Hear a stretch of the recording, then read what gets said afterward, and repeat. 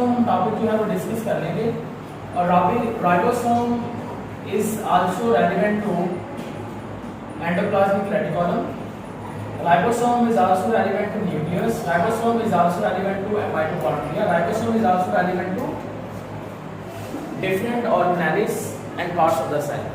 तो ये टॉपिक जो है इसका लिंक डिफरेंट जगह पे आपको मिलेगा, तो हम इसको देखते हैं। बेटा पॉइंट नंबर 1, राइबोसोम जो है उसका साइज कितना होता है। आप इस क्लास को गौर से देखो जल्दी से। ये पूरी क्लास मान लीजिए एक सेल है, आपको पता है ना ह्यूमन सेल को बायो लैंग्वेज में क्या नाम देते हैं, साइटोप्लाज्म। तो अब मान लीजिए पूरी क्लास एक सेल है, अगर इस सेल पूरी क्लास के अंदर मैं एक सिंपल सा डॉट लगा देता हूँ, ये सिंपल डॉट, ये सिंपल डॉट इस पूरी क्लास में बहुत ही छोटा है और इतना सा साइज होता है बेटा राइबोसोम का, बस। तो यहाँ से अपन नजर लगा दें कि राइबोसोम जो है वो कितने टाइनी पार्टिकल्स होंगे।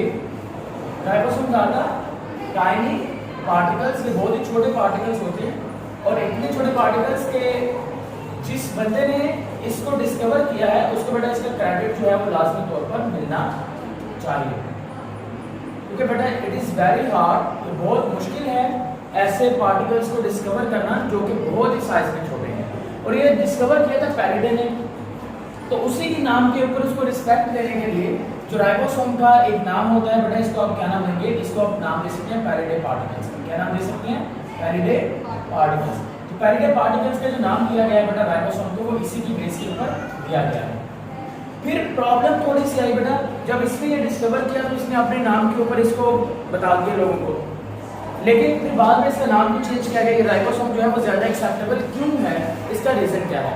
इसका रीजन यह है कि जैसे जैसे वक्त गुजरा बहुत सारे और भी वैज्ञानिक लोग जो है बेटा वो आए, बहुत सारे और भी वैज्ञानिक लोग आए, उन्होंने डिस्कवरीज की इन पार्टिकल्स की, और वो इन पार्टिकल्स को अपने हिसाब से नाम देना शुरू कर दिया, अपने नाम से रेलिवेंट करके। तो बहुत प्रॉब्लम आ रहा था कि एक ही चीज के बहुत सारे नाम आ रहे थे। फिर बेटा क्या किया गया कि राइबोसोम की कंपोजिशन को स्टडी किया गया। जब राइबोसोम की कंपोजिशन को स्टडी किया गया तो हमें पता चला कि जो राइबोसोम है बेटा वो बेसिकली किस चीज से मिलकर बना होता है, राइबोसोमल आरएनए से। किस चीज से मिलकर बना होता है, राइबोसोमल आरएनए और प्रोटीन से मिलकर बना है। राइबोसोमल आरएनए और प्रोटीन जो है उससे मिलकर बना होता है, और फिर बेटा इसी के बेस के ऊपर इसको नाम दिया गया राइबोसोम का। तो बेटा यहाँ पे गौर से देखिए, राइबोसोम का नाम राइबोसोम इसलिए दिया गया बिकॉज ये किस चीज से मिलकर बना है, राइबोसोमल आरएनए। और बेटा सोमा, राइबो तो लफ्ज यहाँ से निकला है, और सोमा का मतलब होता है बॉडी। क्या मतलब होता है, बॉडी। तो एक ऐसी बॉडी जो सेल के अंदर पाई जाती है और जो राइबोसोमल आरएनए से मिलकर बनी है उसको आप क्या नाम देंगे, राइबोसोम का नाम दे देंगे। तो यहाँ तक बात समझ में आ गई। इसका साइज क्या होता है, बहुत ही छोटा होता है। किस चीज से मिलकर बनता है, राइबोसोमल आरएनए और प्रोटीन से मिलकर बनता है। अब सवाल यह राइज होता है कि भाई इसमें कितना राइबोसोमल आरएनए होगा और कितने प्रोटीन्स होते हैं। तो बेटा इसमें अगर इसकी कंपोजिशन देखी जाए तो राइबोसोम के अंदर 50% जो है बेटा वो आपको क्या देखने को मिलेगा, राइबोसोमल आरएनए, और 50% के बच्चे आपको क्या देखने को मिलेगा, प्रोटीन। 50% राइबोसोमल आरएनए और 50% क्या देखने को मिलेगा, प्रोटीन। यानी कि अगर मैं इसकी रेशियो निकालना चाहूँ तो बेटा इसकी रेशियो क्या आएगी, आप इसकी लिखेंगे सर, इसकी रेशियो आएगी 1:1, राइट। अब बेटा मैं आपसे एक क्वेश्चन पूछता हूँ, आपने मुझे आंसर बताना है, आंसर बताएंगे। क्वेश्चन मेरा ये है, इस साइड पे क्वेश्चन आज फ्रेम करेंगे हम लोग। क्वेश्चन नंबर 1 हमारा ये है, what is composition, what is composition of ribosome. या फिर कंपोजिशन लिख लें, या फिर मैंने इसको इस तरह से अरेंज किया, कंपोजिशन की जगह पे मैंने लिखा what is the ratio, what is the ratio of composition in ribosome. Ribosome के अंदर जो कंपोजिशन की जो रेशियो है वो क्या होती है उसके बारे में आपने बताना है। ऑप्शन ए बेटा आपके पास है 50%, ऑप्शन बी है बेटा आपके पास दैट इज 1:1, ऑप्शन सी है बेटा हाफ, एंड ऑप्शन डी है बेटा all of these। What is the ratio of, यहाँ पे देखिए बेटा, what is the ratio of protein, what is the ratio of ribosomal RNA लिख लिया, राइबोसोमल आरएनए, या फिर मैंने कहा प्रोटीन लिख लिया, इन राइबोसोम। बेटा बताइए जल्दी से, अब यहाँ पर राइट आंसर क्या होने वाला है? हरी अब 1:1। हाँ जी ठीक है। अब यहाँ पे देखिए बेटा, ना तो ये 1:1 है, ना ही ये 50% है। क्यों ऐसा? देखो बेटा, अगर मैं यहाँ पे 50% लिखता हूँ तो मैंने कहा तो व्हाट इज द रेशो क्या पाई जाती है? तो बेटा अगर आप 50-50 लिखते हैं तो ये एक गलत चीज़ है, ठीक है। आप इसको ऐसे लिख लीजिए, 50% का मतलब ये है कि शायद एक तरफ जो है वो 50% है लेकिन दूसरी तरफ जो है वो श्योरिटी नहीं है। तो इसलिए 50% जो आप चूज करेंगे इस स्टेटमेंट के अंदर वो क्या हो जाएगा? गलत हो जाएगा। तो लफ्ज़ मैंने एंड नहीं लिखा, मैंने और लिखा था, ठीक है। तो ये 50% गलत है। अब 1:1 क्यों नहीं पाया जा सकता? देखो 1:1 का मतलब क्या हुआ? देखिए मैंने तो आपसे सिर्फ राइबोसोमल आरएनए का पूछा, मैंने ये थोड़ी पूछा कि राइबोसोमल आरएनए एंड प्रोटीन का बताओ रेशियो। तो फिर तो आप बेटा क्या चूज करते हैं? हाँ, तो फिर ये भी गलत हो गया। अब लेकिन अगर मैं इतना बता दूं, अब बेटा मान लीजिए इसका एक और मतलब भी निकलता है। इसका मतलब ये निकलता है कि what is the ratio of ribosomal RNA, और मैं कहता हूं इसका 1:1 है। 1:1 का मतलब यार एक साइड के ऊपर तो 1 है और दूसरी साइड के ऊपर क्या रहेगा? No idea, right. अब यहाँ पे देखिए, अब एक साइड पे जैसे मैंने कहा कि एक साइड पे तो 50 है 50%, लेकिन दूसरी साइड पे कितने परसेंट होगा उसकी श्योरिटी नहीं है। तो इसके लिए अगर 50% की जगह पे मैं हाफ लफ्ज़ यूज करता तो क्या वो बेहतर नहीं है? यानी कि अगर 25 इधर है तो इधर भी कितना है 25, 50 इधर है तो इधर भी कितना है 50। तो यहाँ पर जो आप मोस्ट एक्यूरेट आंसर जो आप चूज करेंगे वो कौन सा रहने वाला है? हाफ जो है बच्चे वो आप चूज कर लेंगे। इस स्टेटमेंट को जरा मद्देनजर रखते हुए अब एक चीज तो आपको क्लैरिफाई हो गया कि जो राइबोसोम है वो राइबोसोमल आरएनए और प्रोटीन 50% मिलने से बनेगा और रेशियो इसके दरमियान ये पाई जाएगी। अब अगर मैं ये कहूँ what is the proportion, what is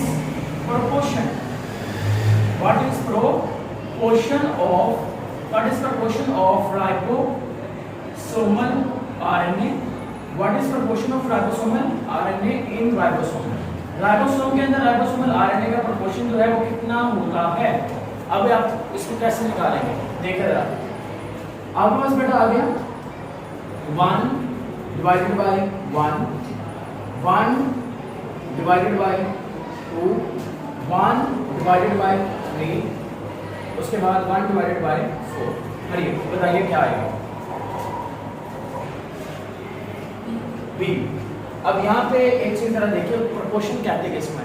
proportion कहते हैं कि जब हम बहुत सारी क्वांटिटीज में से किसी एक क्वांटिटी को चूज करें और फिर उसमें से मान लीजिए मेरे पास 4 क्वांटिटीज हैं ए बी सी डी, और अगर मुझे बेटा ए का प्रोपोर्शन निकालना है तो मैं क्या लिखूंगा? एक क्वांटिटी ए का निकाल रहा हूँ ना, तो ए लिखूंगा ऊपर, यानी कि एक ऊपर आएगा, टोटल कितनी है डिवाइडेड बाय टोटल, तो 1/4 आ गया। अब यहाँ पे देखिए, यहाँ पर राइबोसोम की बात करते हैं तो राइबोसोम में बेसिकली कितनी चीजें पाई जाती हैं? एक तो राइबोसोमल आरएनए पाया जाता है और दूसरी कौन सी चीज पाई जाती है? प्रोटीन। टोटल कितनी चीजें हैं? 2, टोटल 2 है ना। तो इसका मतलब आपसे पूछ रहे हैं राइबोसोमल आरएनए, तो 1 डिवाइडेड बाय 2 जो होगा वो यहाँ पर क्या देगा? As a right answer choose कर लेंगे। तो इस तरह से आपको पता होना चाहिए कि रेशियो कहाँ पर आ जाएगा, प्रोपोर्शन का कांसेप्ट कहाँ पर आएगा। अब बेटा देख लेते हैं कि राइबोसोम फैक्टरीज। अब यहाँ पर मैं एक स्टेटमेंट लिखता हूँ। अब आप लोग बेटा इस स्टेटमेंट को अभी आंसर नहीं करेंगे, पहले मैं समझा दूंगा, फिर उसके बाद आप लोग इस स्टेटमेंट का जो आंसर है वो मुझे देंगे। देखिए, अगर मैं एक सेल की बात करता हूँ तो सेल के सेंटर में क्या पाया जाता है? सेल का न्यूक्लियस पाया जाता है, और न्यूक्लियस के अंदर बेटा क्या पाया जाता है? डी एंड ए जो है बेटा वो पाया जाता है, राइट। ये सेल का न्यूक्लियस, सेल के न्यूक्लियस के अंदर क्या पाया जाता है? डीएनए पाया जाता है। अब डीएनए से आरएनए जो है बेटा वो कहाँ पर बनता है? न्यूक्लियस के अंदर बनता है, न्यूक्लियस के अंदर बनेगा। वो आरएनए राइबोसोमल आरएनए भी होगा, मैसेंजर भी होगा, ट्रांसफर आरएनए भी होगा। और राइबोसोमल आरएनए जो यहाँ पर बनेगा 60 to 80% बेटा वो यहीं पे मिलेगा, किसके साथ? प्रोटीन के साथ। और प्रोटीन के साथ मिलकर बेटा वो क्या बना देगा? राइबोसोम। अब आपसे ये पूछा जाएगा कि जो राइबोसोम है वो कहाँ पर बन रहा है, तो आपका आंसर क्या होना चाहिए? राइबोसोम कहाँ पर बनेगा? न्यूक्लियस में बनेगा। राइबोसोम कहाँ बन रहा है? न्यूक्लियस में बनता है। और अगर मैं कहूँ कि न्यूक्लियस में किस जगह पे बन रहा है, तो फिर आप कहना है सर न्यूक्लियस के अंदर एक खास डार्क रीजन होता है जिसको क्या नाम देते हैं? न्यूक्लियोलस। तो ये डार्क रीजन जो न्यूक्लियोलस है ये वहां पे जाकर बनेगा। तो राइबोसोम कहाँ बनेगा? न्यूक्लियस में। न्यूक्लियस में किस जगह पे बनेगा? डार्क रीजन में बनेगा। उस डार्क रीजन का नाम क्या होगा? न्यूक्लियोलस होगा। अब सर यहाँ पे देखिए, अब आप सब जानते हैं कि राइबोसोम जो है वो किस चीज की फैक्ट्री है? राइबोसोम को हम नाम देते हैं, ribosome is known as a protein factory. Ribosome is a protein factory. समझ में आ गया? अब इस एमसीक्यू का आंसर करेंगे आप लोग। Ribosome factory is, option is protein option B is nucleus, option C is mitochondria and option D is unconfused. चलिए बताइए, देखते हैं। राइबोसोम फैक्ट्री इज, गौर से देखो जरा, अब वो क्वेश्चन में पूछ क्या रहा है आपसे। Ribosome factory is, ribosome factory है किस चीज की, या फिर वो ये पूछ रहे हैं कि राइबोसोम फैक्ट्री इज, कि राइबोसोम की फैक्ट्री क्या है। तो राइबोसोम की फैक्ट्री क्या है, राइबोसोम फैक्ट्री है, राइबोसोम फैक्ट्री है किस चीज की। तो ये क्या चक्कर है, लगाओ दिमाग, स्टेटमेंट समझो क्या कह रहा है वो आपसे।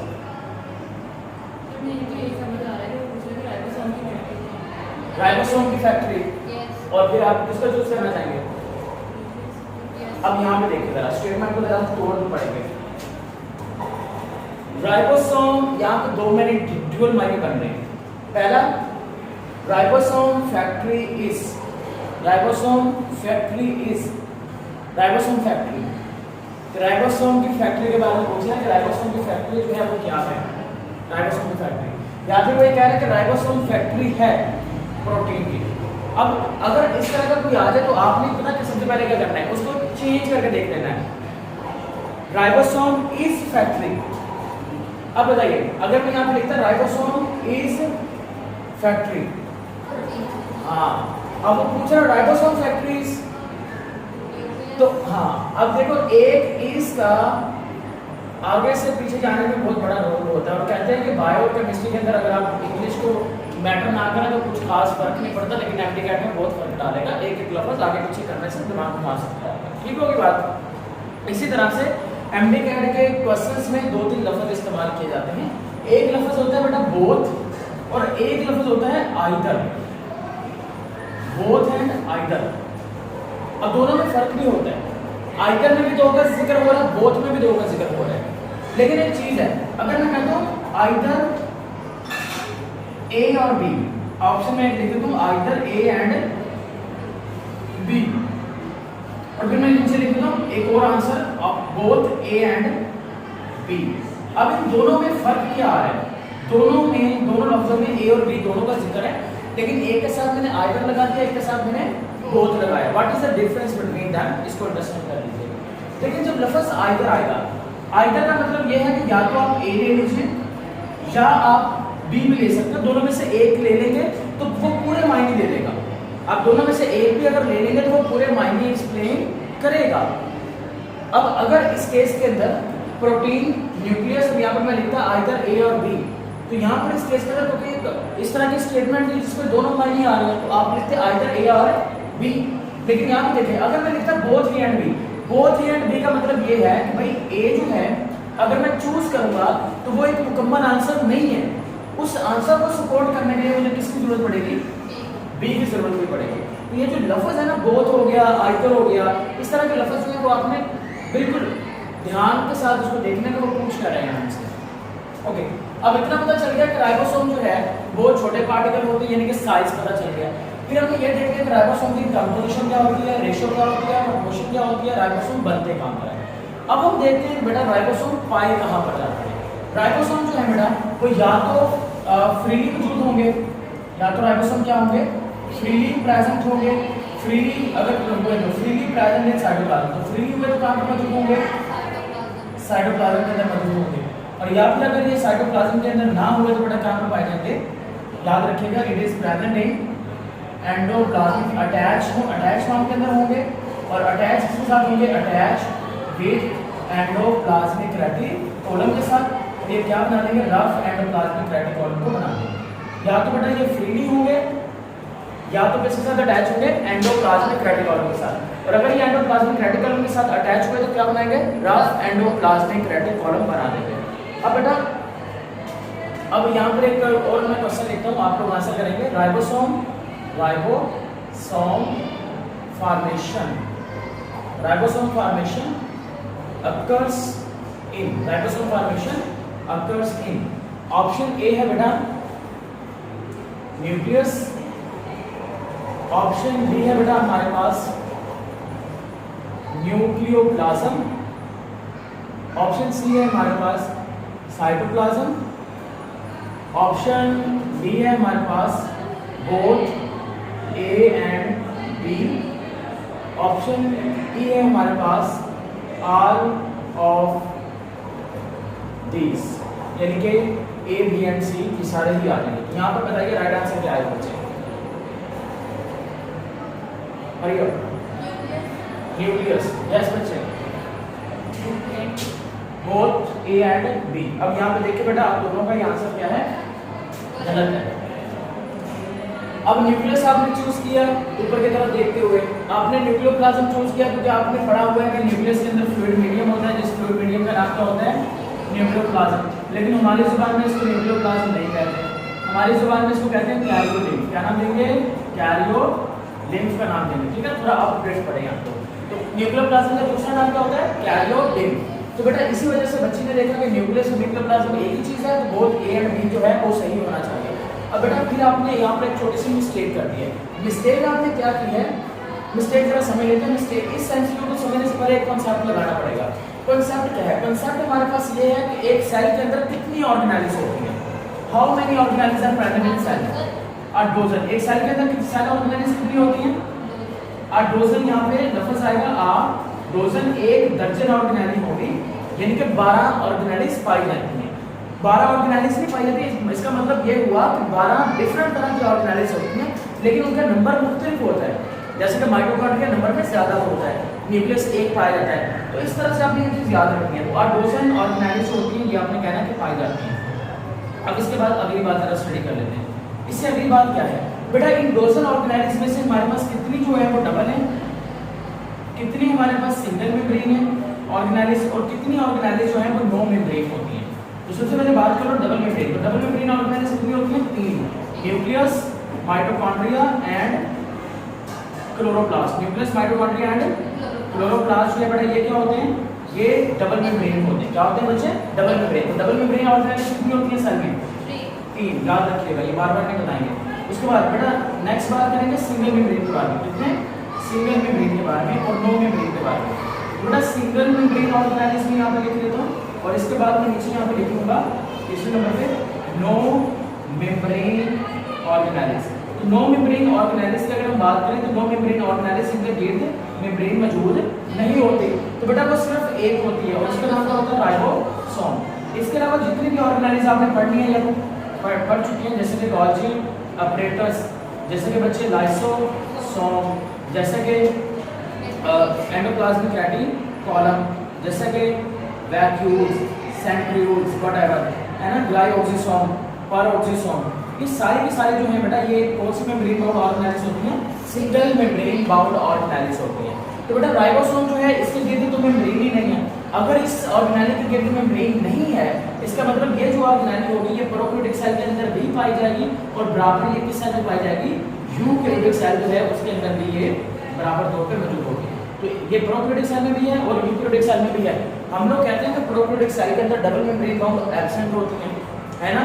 तो इसका मतलब ये हुआ अगर प्रोकैरियोटिक सेल में डबल मेम्ब्रेन एब्सेंट है तो प्रोकैरियोटिक सेल के अंदर क्या चीज एब्सेंट है? न्यूक्लियस। अगर प्रोकैरियोटिक सेल में न्यूक्लियस एब्सेंट है तो फिर उसमें राइबोसोम कहाँ से बन रहा है? उसमें राइबोसोम न्यूक्लियस से बनाया नहीं तो न्यूक्लियस में नहीं बनेगा और न्यूक्लियोप्लाज्म में भी नहीं बनेगा। फिर कहाँ बन रहा है राइबोसोम? साइटोप्लाज्म में। तो यहाँ पे देखिए कहीं पे मैंने मेंशन किया था कि मैं राइबोसोम फॉर्मेशन यूकैरियोटिक सेल में पूछ रहा हूँ, नहीं ना। अगर मैं मेंशन करता कि राइबोसोम फॉर्मेशन यूकैरियोटिक सेल, फिर आपके माइंड में फौरी तौर पे आता है कि यूकैरियोटिक सेल में न्यूक्लियस होता है और यूकैरियोटिक सेल में न्यूक्लियस में भी होता है। और अगर मान लीजिए फिर आप ए एंड बी चूज कर लेते, अगर यहाँ पे स्टेटमेंट में क्या था? Eukaryotic cell. मान लो अच्छा अगर बेटा ये वाला आंसर भी मैं ना लिख के देता, फिर आप क्या चूज करते हैं? न्यूक्लियस और न्यूक्लियोप्लाज्म में से नहीं, फिर आप न्यूक्लियोप्लाज्म चूज करते हैं। क्या करते हैं? न्यूक्लियोप्लाज्म। उसकी रीजन बताते हैं क्योंकि न्यूक्लियस की जब बात करेंगे तो न्यूक्लियस में 4 पार्ट आते हैं। न्यूक्लियोप्लाज्म आता है, न्यूक्लियोपोर आता है, न्यूक्लियर मेम्ब्रेन भी आती है ना। लेकिन मेनली तौर पर जो राइबोसोम है वो कहाँ बनेगा? न्यूक्लियोप्लाज्म में। न्यूक्लियर एनवायरनमेंट में नहीं ना बनता, ना न्यूक्लियोपोर में बनता है, तो इसलिए स्पेसिफिकली इसको चूज करना चाहिए। और क्योंकि अगर मैं प्रोकैरियोटिक सेल लिखता फिर राइबोसोम कहाँ पे बनेगा? अब क्योंकि मैंने जनरल स्टेटमेंट पूछी तो क्या आंसर सही आएगा? ऑल ऑफ दिस ही आएगा। समझ आ गया? तो आपको अगली चीज सोच लेनी है कि वो यूकेरियोटिक के बारे में है या फिर वो किसके बारे में पूछ रहे हैं, प्रोकैरियोटिक के बारे में है, या फिर आपको ये भी सोच लेना है कि स्पेसिफिकली मुझे आंसर देना चाहिए। सही है। देखिए आंसर सही लिखे होते हैं, उन सही आंसर में से सबसे एक्यूरेट आंसर आपको ढूंढना होता है। जैसे राइबोसोम अभी हमने देख लिया कि राइबोसोम जो है वो किस तरह से मौजूद होंगे। अब राइबोसोम जो है बेटा, एक तो मैंने कहा कि साइटोप्लाज्म के अंदर आजादाना तौर पर होंगे, अटैच नहीं होंगे। अटैच ना होने का मतलब ये होता है कि देखिए बेटा राइबोसोम जो है वो कैसे पाया जाता है। राइबोसोम के दो पार्ट्स होते हैं, एक होता है बड़ा यूनिट, उसको आप नाम देंगे LSU का, और एक होता है छोटा यूनिट, उसको नाम देंगे SSU। अब बेटा ये जो लार्ज सब यूनिट है ये कहीं और पड़ा है, स्मॉल सब यूनिट कहीं और पड़ा है, लेकिन जैसे ही इसने प्रोटीन बनाने के लिए प्रोटीन बनानी है ना, ये दोनों आपस में मिल जाएंगे। समझ आई बात। अब ये प्रोटीन बना, राइबोसोम का काम क्या है, प्रोटीन फैक्ट्री है, इसका मतलब ये प्रोटीन बनाएंगे। लेकिन ये प्रोटीन बनाएंगे कैसे, प्रोटीन बनाने के लिए इंफॉर्मेशन चाहिए, और इंफॉर्मेशन जो है बेटा वो किस फॉर्म के अंदर मिलेगी, मैसेज की फॉर्म के अंदर। उसका नाम क्या होगा, मैसेंजर RNA।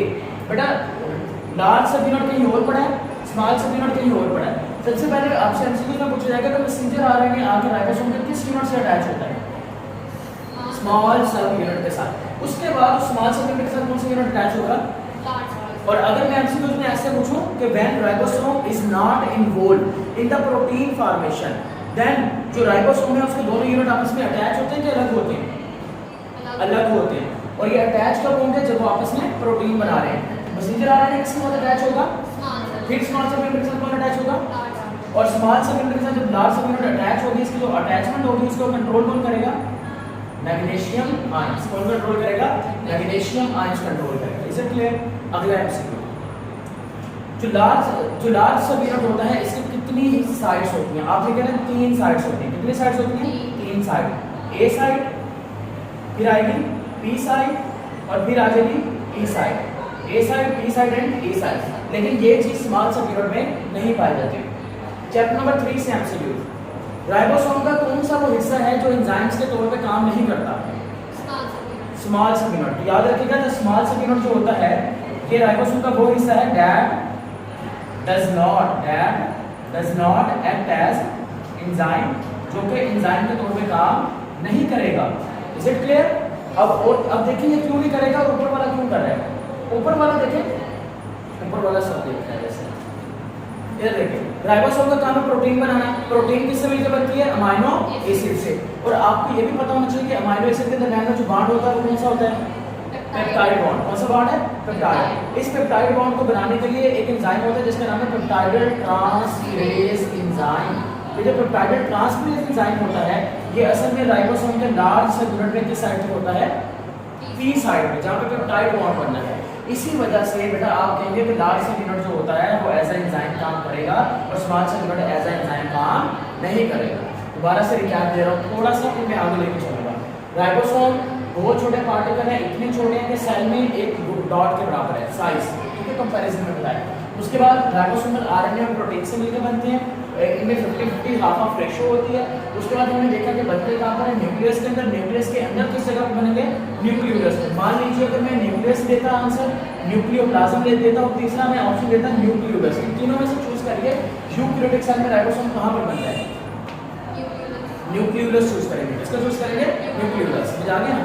तो इस तरह से ये आ जाएगा। फिर उसके बाद राइबोसोम फैक्ट्री है किस चीज की, प्रोटीन सिंथेसिस की। राइबोसोम की फैक्ट्री है न्यूक्लियोलस। न्यूक्लियोलस कहाँ पाया जाएगा, न्यूक्लियस के अंदर। और न्यूक्लियस के अंदर अगर न्यूक्लियस भी ना हुआ तो किसको टेक कर देंगे, न्यूक्लियोप्लाज्म। और अगर जनरल स्टेटमेंट में पूछा कि राइबोसोम कहाँ पर बनते हैं तो कहाँ पर बनेंगे, साइटोप्लाज्म में भी और न्यूक्लियस में बनेंगे।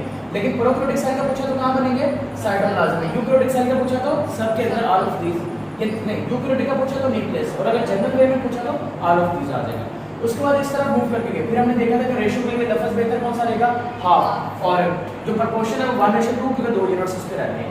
फिर उसके बाद हमने बात की कि सेल ऑर्गेनेल्स में अगर हम इसका स्टेटस देखते हैं तो राइबोसोम का स्टेटस क्या होता है, नो मेम्ब्रेन। इसका मतलब कि प्रोकैरियोटिक सेल में भी होगा, यूकेरियोटिक सेल दोनों के अंदर पाए जाते हैं। Is it clear, okay. अब बच्चे अब हम देखते हैं अगली बात। अगली बात ये है कि जो प्रोकैरियोटिक सेल है उसका जो राइबोसोम है उसका यूकेरियोटिक सेल के राइबोसोम से क्या ताल्लुक रहता है। देखिए अगर हम प्रोकैरियोटिक सेल की बात करते हैं तो प्रोकैरियोटिक सेल जो है प्रोकैरियोटिक सेल, उसका जो राइबोसोम होता है वो यूकैरियोटिक सेल के कंपैरिजन में छोटा होता है। क्या होता है? छोटा। प्रोकैरियोटिक सेल का जो राइबोसोम होगा बेटा, प्रोकैरियोटिक सेल राइबोसोम बेटा ये होता है 70s का। कितने का होता है? 70s। और यूकैरियोटिक सेल का जो राइबोसोम होता है कितने एस का होता है? 80s का। कितने एस का? 80s का। इसके दो यूनिट होंगे, एक लार्ज सब यूनिट, एक होगा स्मॉल सब यूनिट। इसका भी लार्ज सब यूनिट, स्मॉल सब यूनिट। इसके लार्ज सब यूनिट बेटा होगा 50s का, इसका स्मॉल सब यूनिट होगा 30s का, इसका लार्ज सब यूनिट होगा 60s का, इसका स्मॉल सब यूनिट होगा 40s का। अब यहाँ पे बच्चे क्वेश्चन समटाइम कर लेते हैं कि सर यहाँ पर 50 और 30s के मिलने से क्या बनना चाहिए? 80s। यहाँ पर 50 80s, लेकिन इसका असल में राइबोसोम कितने एस का है? वो फिर 10s कहाँ पे चला गया है ना, सोचने वाली बात है। अब इसका रीजन सुनिए, पहले तो पाकिस्तानी रीजन सुन लेते हैं, फिर इंटरनेशनल रीजन सुन लेते हैं। पाकिस्तानी टीचर पता क्या आपको देंगे? पाकिस्तानी टीचर कहेंगे देखो इधर ये है पॉइंटर, ये पॉइंटर का आ गया बड़ा यूनिट।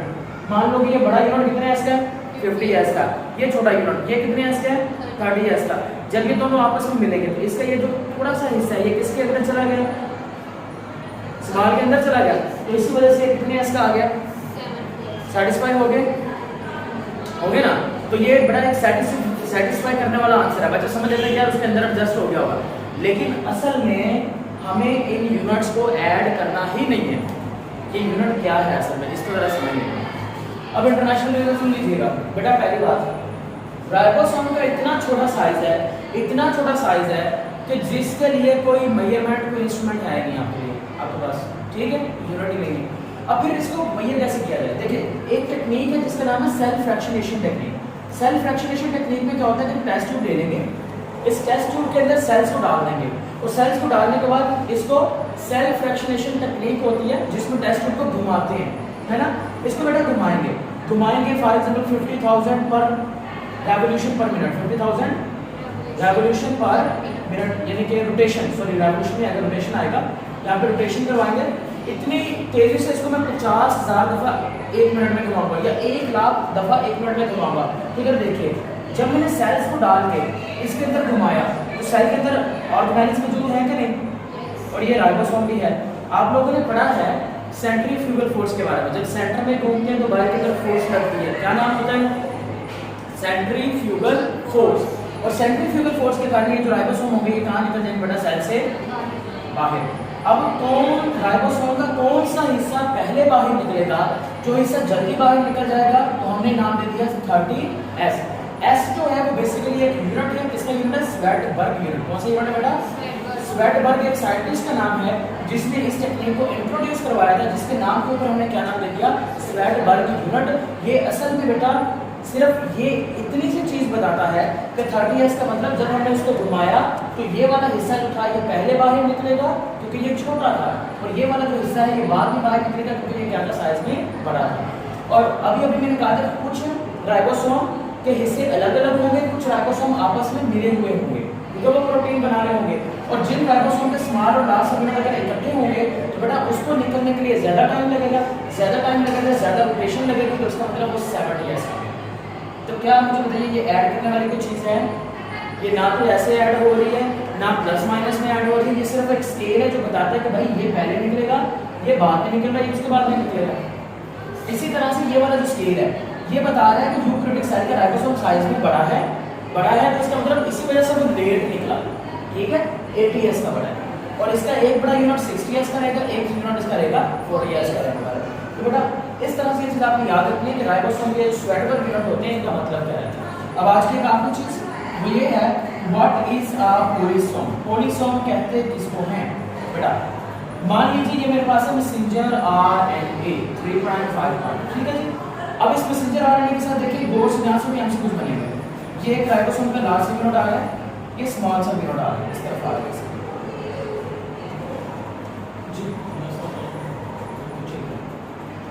बेटा। एक ये वाला आ गया लार्ज सब यूनिट, ये आ गया कौन सा यूनिट? स्मॉल सब यूनिट। ये आ गया लार्ज सब यूनिट, ये कौन सा आ गया? स्मॉल सब यूनिट। अब यहाँ पे देखिए लार्ज स्मॉल सब यूनिट, लार्ज एंड स्मॉल सब, इनको मैंने नाम दे दिया A, ये आ गया B, C, D, E। ठीक होगी बात, समझ आ गया? अब बेटा जब एक ही मैसेंजर RNA के साथ बहुत सारे राइबोसोम अटैच होंगे तो उसको आप क्या नाम देंगे? Polysome. A group of ribosome attach to same messenger RNA, क्या कैसे लिखूं मैं? A group of ribosome attach to same messenger RNA, बेटा उसको क्या नाम दे दिया जाएगा? पोलीसोम का नाम दे देंगे। अब यहाँ पे गौर से देखिए बच्चे, आपसे पता क्या पूछेंगे? वो पूछेंगे कि डायग्राम के अंदर जो ए राइबोसोम है वो क्या करता है? क्या वो प्रोटीन बना रहा है? प्रोटीन बनाने का मतलब जब राइबोसोम प्रोटीन बनाएगा तो प्रोटीन बनाने को क्या नाम देंगे? ट्रांसक्रिप्शन या ट्रांसलेशन? ट्रांसलेशन। तो बेटा आपसे पूछा जा सकता है कि तो इनमें से कौन सा प्रोटीन बना रहा है? बी बना रहा है, सी बना रहा है, डी बना रहा है, ई बना रहा है, के बना रहा है? आपने कहना है कि जो ए है वो अभी अटैच हो रहा है, जो बी और सी है बेटा ये क्या कर रहे हैं? प्रोटीन को बना रहे हैं, और जो डी है वो प्रोटीन को बना चुका है और अब वो अलग हो रहा है, और जो ई है वो मुकम्मल तौर पे अलग हो चुका है। तो इस तरह से ये भी पूछ सकते हैं कि डायग्राम के अंदर ये फलाना राइबोसोम जो है वो किस चीज़ के बारे में बता रहा है। और उससे बेटा यहाँ पे डिटेल जो है वो राइबोसोम में कवर हो चुकी हैं। अगर कोई क्वेश्चन है तो पूछ लीजिए, वैसे आपका सेशन